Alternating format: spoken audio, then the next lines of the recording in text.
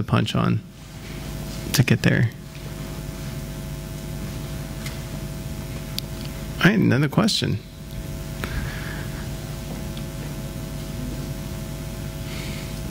Dietrich Wärmser.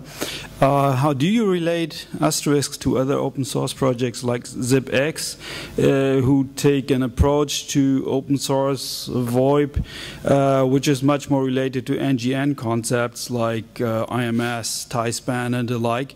So it has a much more separated architecture of different servers and the like. How do you estimate the development of Asterisk on one side and these NGN related VoIP projects like ZipX in the future? Well, I think that Asterisk comes from a very pragmatic background. You know, the reason that Asterisk was created in the first place was because I couldn't afford my own phone system. I decided to sit down and write one to save money. So, you know, everything about its design, the way it interfaces to other devices, is built around the pragmatic desire to connect applications with different telephony technologies.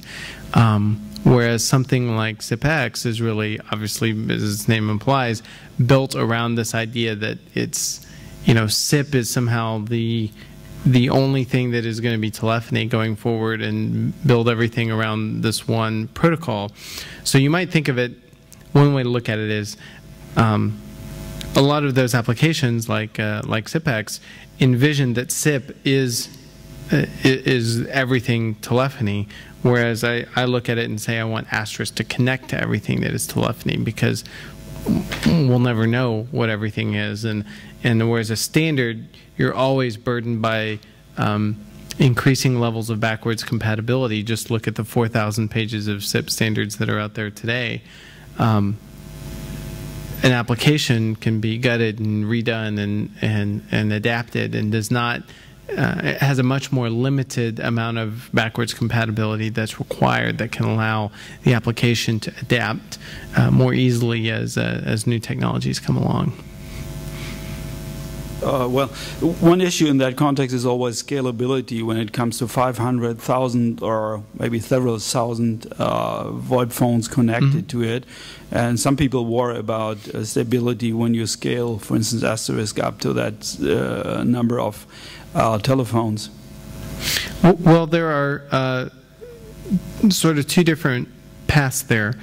One is these technologies that allow Asterisk to be clustered more easily, so that, in my view, you always want to be able to scale a solution by adding simply more servers, rather than just assuming that you're going to stretch more and more out of a particular set of servers.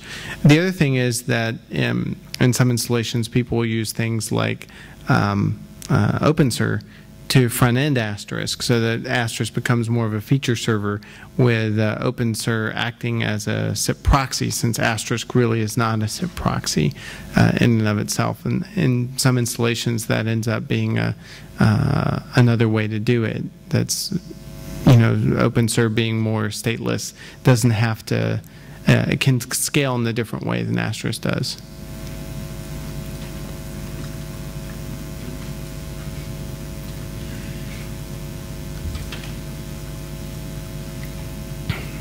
All right. Anything else?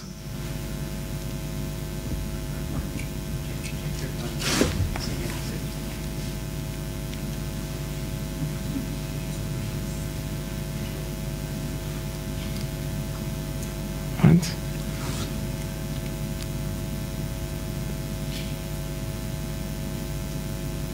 Okay, do you guys know Skylar?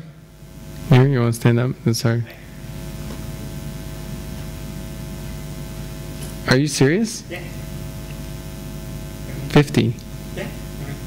Okay, he says the first 50 business cards that Skylar gets, he will give a free Digium card. That's to all 50 people? God, you sales guys are expensive. So 49 left. Maybe after, once we get outside. So. Yeah. He's going to get swamped. What kind of card is it going to be? What kind of card is it? It's an analog TDM epic test. Okay, analog is not good for here, so make it a BRI.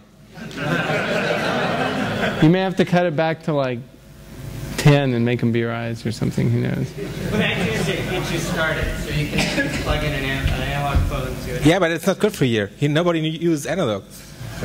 Who uses analog here? Okay, great. Who uses BRI? Probably everybody. So BRI? So yeah, cut it back and just do fewer BRIs. That's what I'd do. It's a free card. Come on. Nothing like spending other people's money, is there, Skylar?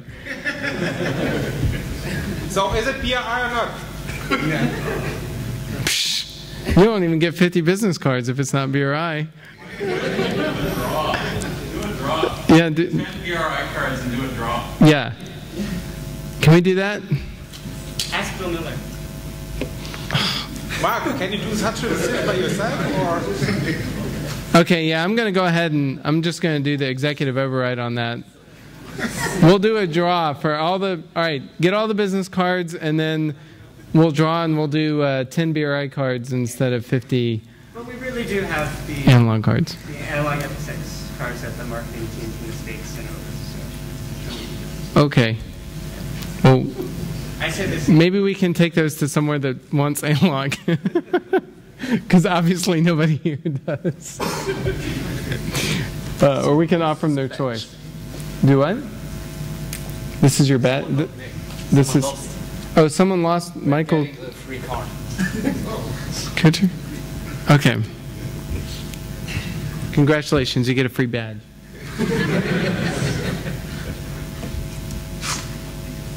All right. I think that's actually it. I think we only have 2 minutes left. I think they're good. So we're good. All right. Thank you for the BRI class.